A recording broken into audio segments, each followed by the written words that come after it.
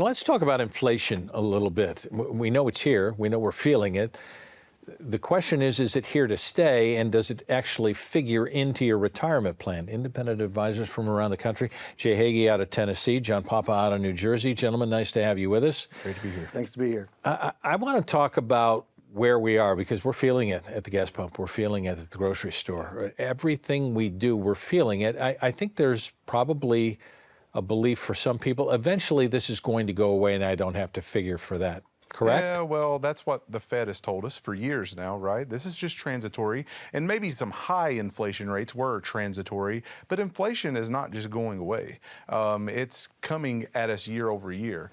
Just let me give you a few numbers here from 2020 until 2024. Some of the core things that we spend money on, food, it's up 25% in a 4-year period.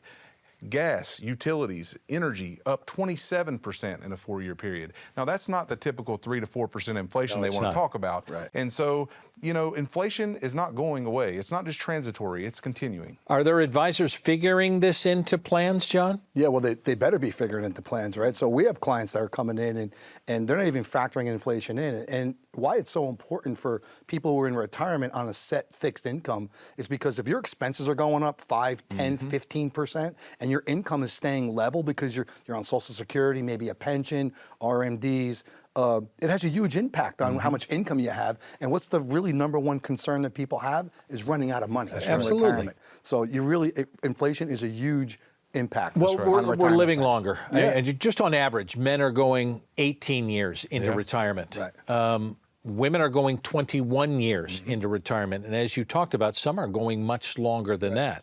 At this point, I want to cite an Allianz study. 7 out of 10 Americans are reporting they're not contributing as much to savings due to higher prices on everyday goods.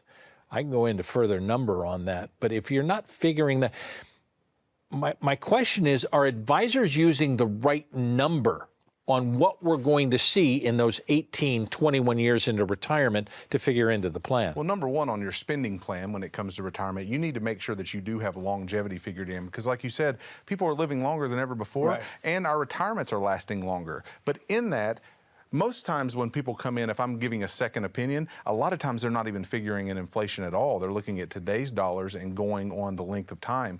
But you at least need to be factoring 3, 4, 5% inflation rates over those time periods.